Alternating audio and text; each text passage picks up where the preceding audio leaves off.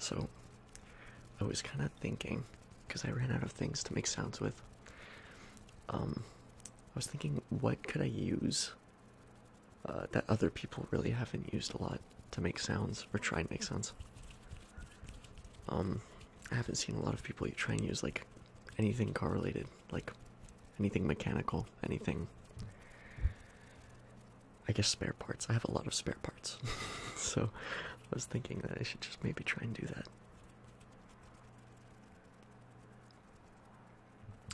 So I'll try my best, but I'll have to explain some of them, I guess. I'm just hoping I can actually make sounds with some of them. We'll see. This is just vinyl wrap, because I wrapped the interior trim of my car. The car's from 2007. Like the interior trim was kind of this like wood finish, which is, it honestly looks good. Like for 2007, I wasn't digging it, so I decided to wrap it. Yes, fake carbon fiber. I can already hear, if anybody is into cars, the comments. What am I gonna do? Get actual carbon fiber trim? What's the point? I mean interior trim, not exterior trim.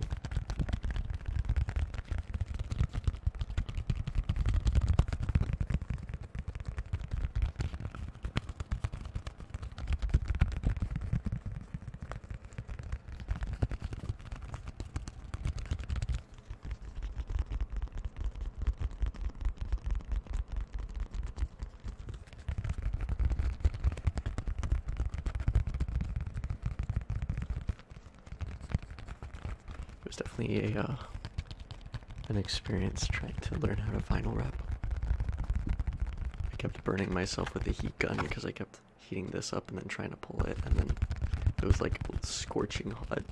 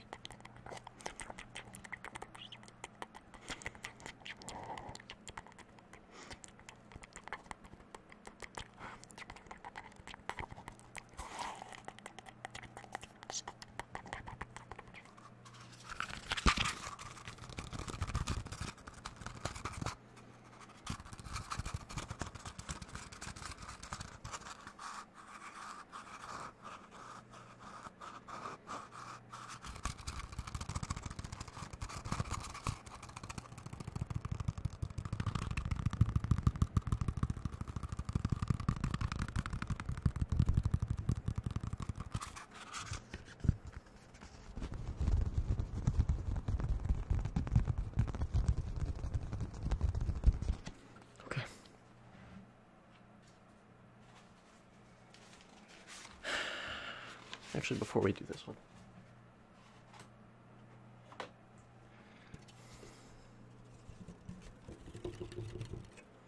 guess what car I have, just based on this. Or what brand, at least.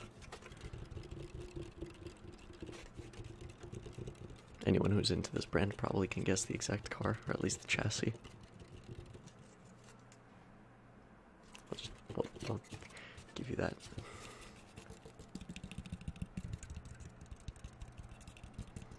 Yeah, this I just have because I wasn't digging the chrome finish, so replaced it for an old black one.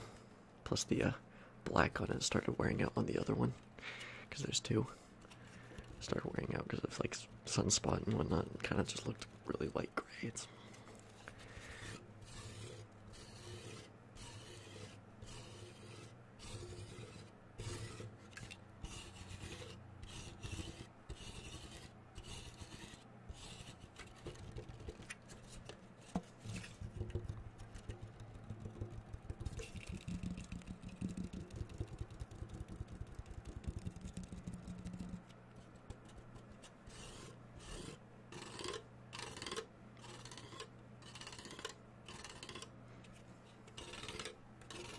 It's like a harp, just not as elegant.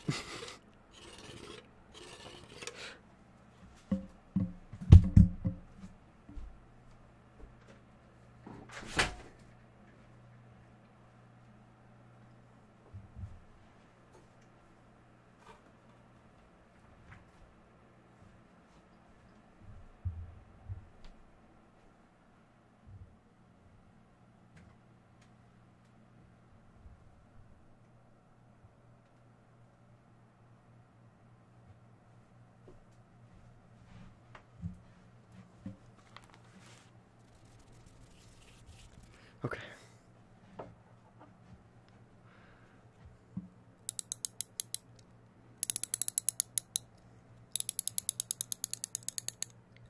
Yes, I kid you not, this is a 13. I could not find a 10mm. I'm not joking. I was gonna find a 10mm and make a 10mm joke. I literally could not find one. I don't know where they went. Hopefully not the bottom of my engine bay.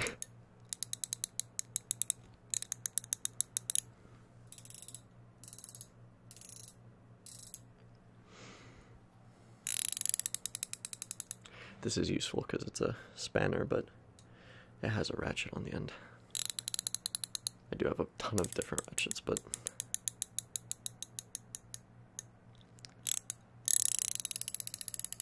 it's useful if there's a higher torque you need.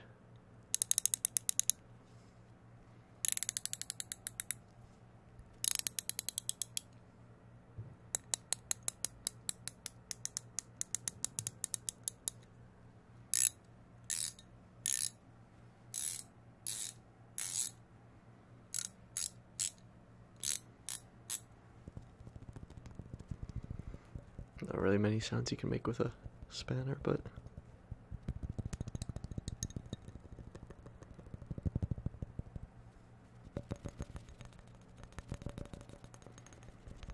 I still have it. Okay.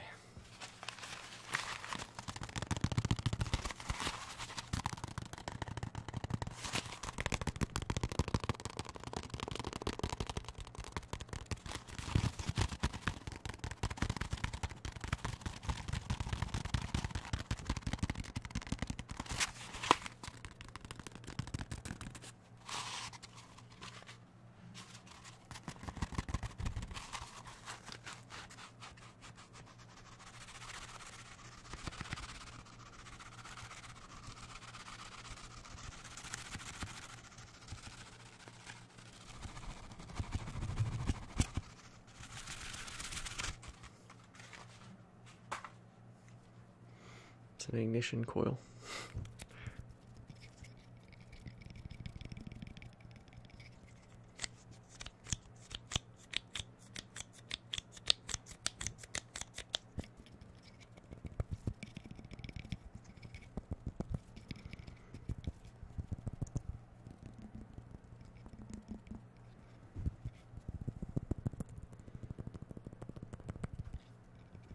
So this, in very layman's terms, supplies electricity to the spark plugs.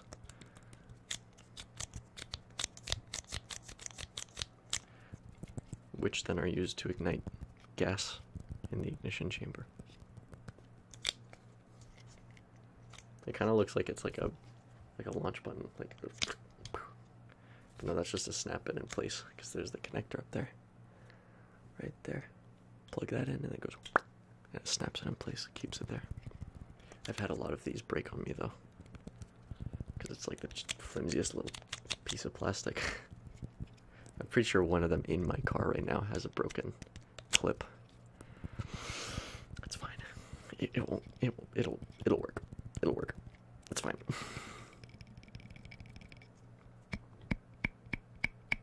And it has this like rubber portion here to kind of seal around the top of the spark plug and make contact with it.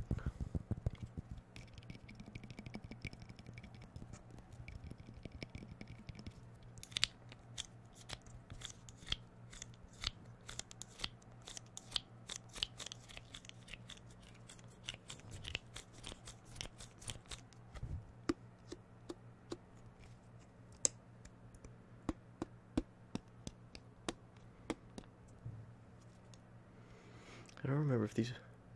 Yeah, this is a Bosch one.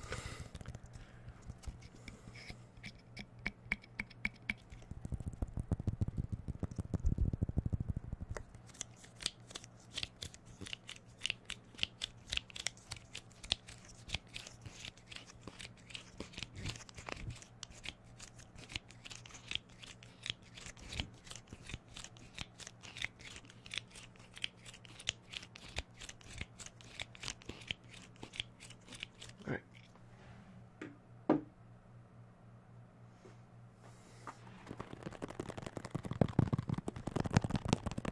Next we have this. Not the box, what's in it.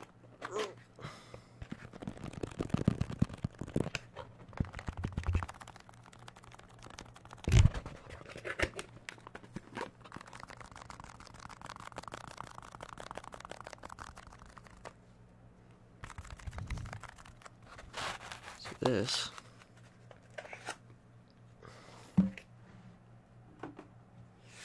is a little camera measurement device. Is it super accurate? No. It's better than having your camera completely, like, way off. I lowered the car. It's on coilovers. I lowered it 3 inches. And obviously that takes the camera out of whack, so I kind of just use this just to, like, get it somewhat into line. Except, it's still not at the spec I need it, because lowering it, the tie rods are kind of at their max, so it's really squatted looking. A lot more squatted than I want. I think the rear has like negative 2.5 camber, which I didn't want. So yeah, kind of like the rear, the wheels are kind of like, in case you don't know, camber is, if you're looking at a wheel, like let's say you're looking straight on at a car from its front, and you look at the wheels, they'll be kind of tilted slightly. It's kind of the difference of how far they're tilted inwards or outwards from the top and the bottom.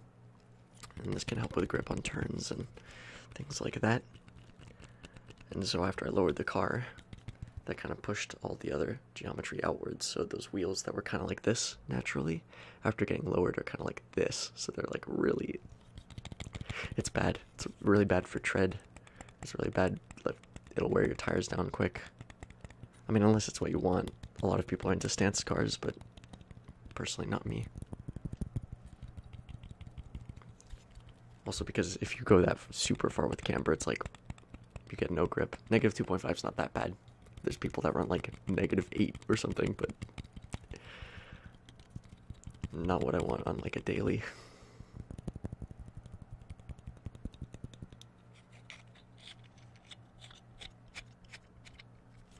So yeah, you can kind of use this to adjust it when you stick it to a flat surface, and then you use this to adjust it to 0 on a level surface, so they can kind of zero it out.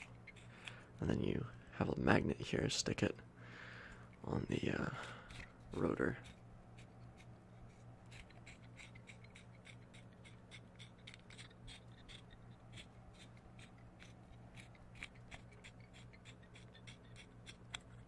Or as close center as you can. Another good tactic is get like a piece of metal that's like sturdy and pretty flat, and then touch it on the top of your tire and the bottom of your tire, and that'll kind of find a straight line between the two. And then you can stick this right in the center of the wheel to get a somewhat accurate measurement. Of course, it's not as accurate as like a laser alignment, but it'll do the job for a bit until you actually get an alignment. So yeah, little handy little tool.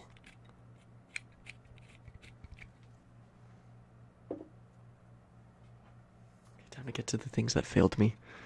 First off, door lock.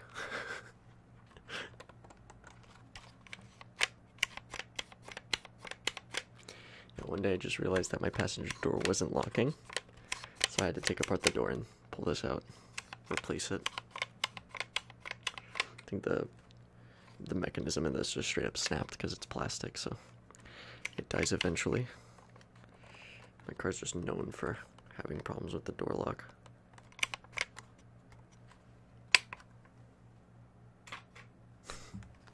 This is kind of the lever back here where the handle's usually attached to, with like a shoot, what do you call it? A cable. And then, yeah, here it's locked like that. That lever's up, so that's locked. It won't let the door pull out. And then when you unlock it, it's just...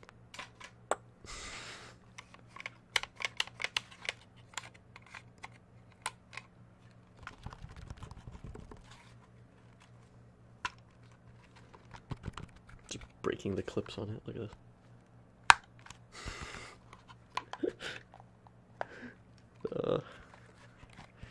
Yeah, that plastic wears down over time.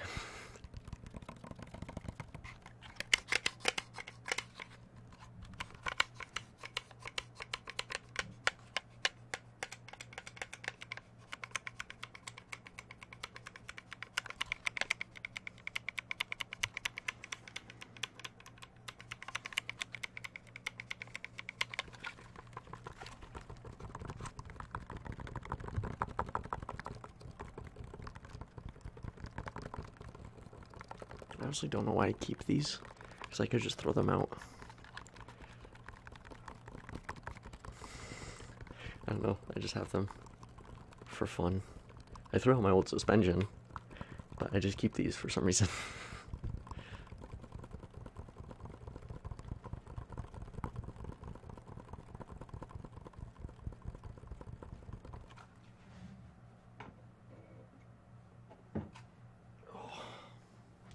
So this is where my hands are gonna get dirty. This thing's heavier than you think. This is my old starter. Yeah,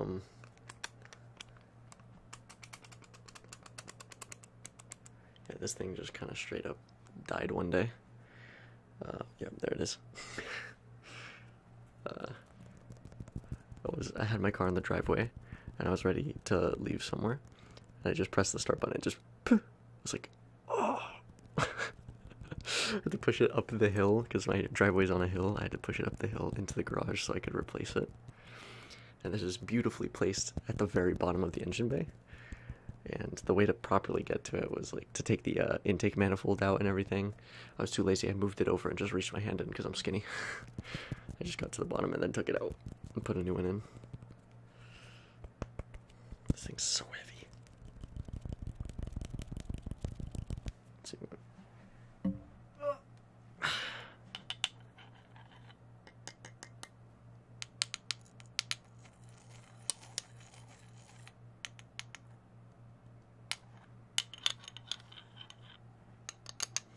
Let's get the actual contact gear there.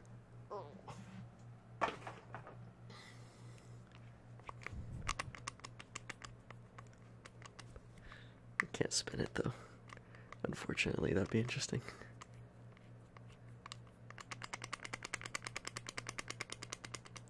Can wiggle it though.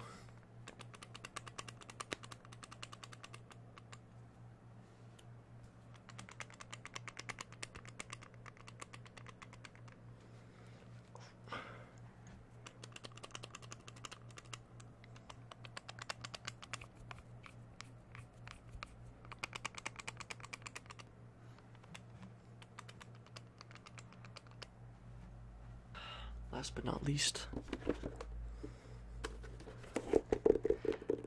earlier I said guess what car I have. This is probably a dead giveaway to most people.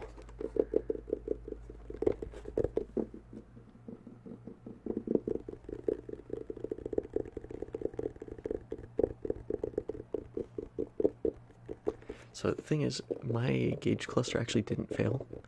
The reason I have this is for a little project that I started. What I was trying to do is try and, well, so two things. One, I was trying to decode the CAN bus messages in my car, so I knew like what CAN bus message means ignition on, what CAN bus messages are required to get information like speed and RPM and whatnot from the ECU. So then I could use that to make my own digital display, like digital gauge cluster. I had a Raspberry Pi to run it on, but that's not going to be too fast enough, I don't think, unless I make it really lightweight. I kind of paused that project because so I have this just to try and reverse engineer the CAN bus to try and send CAN bus messages and see, confirm if I'm right. So I would measure it with my oscilloscope and just kind of try and sniff it out, and then try and put it on this. I only got this to turn on for a split second because it's really iffy on CAN bus messages. They have to be sent at the right baud rate and everything, so might continue working on that though, because it was kind of interesting. I wanted to make like a cyberpunk style digital gauge cluster, like a super retro futuristic-y looking one. I thought it would be cool. It'd be an interesting project.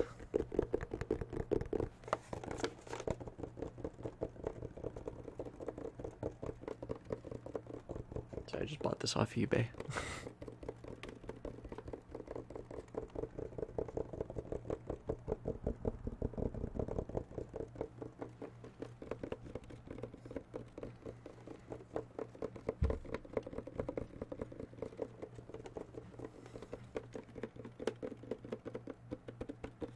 That's kind of everything I have though, so I hope you guys enjoyed. This was a very experimental video. I doubt anyone will actually watch it, but I don't know if anything made a sound that you guys liked. Let me know.